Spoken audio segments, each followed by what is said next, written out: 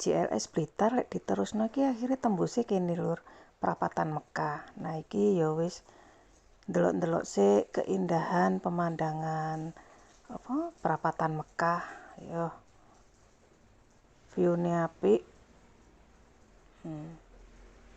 Sisa dinikmati lah.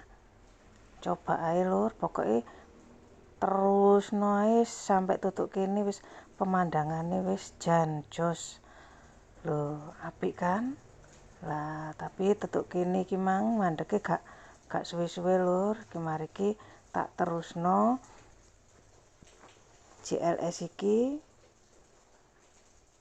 tembuse ndi ya. Jarine nang Pantai Sine, iki tak terusno ae wis. Ndek kene ndek Perapatan Mekah gak suwe-suwe lur. Pokoke ambek apa?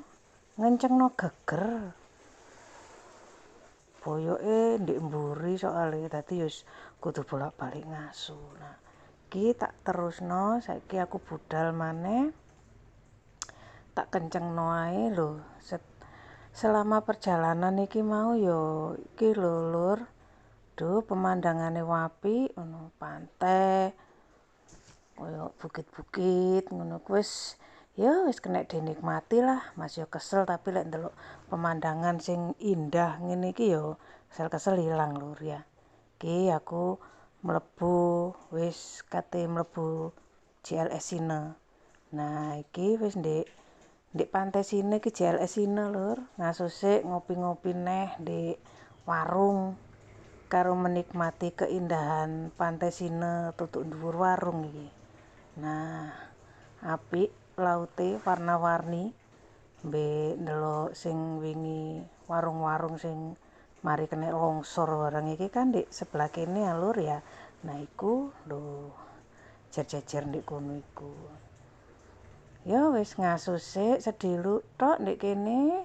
Mari ngono wis gas maneh iki lho. Gas tapi wis kate mlebuan iki lur. Iki wis mlebuan apa?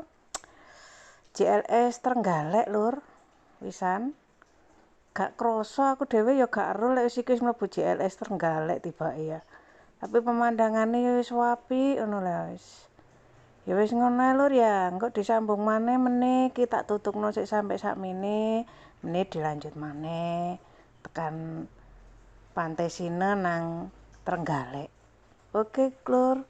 Suwun wis didelok videone.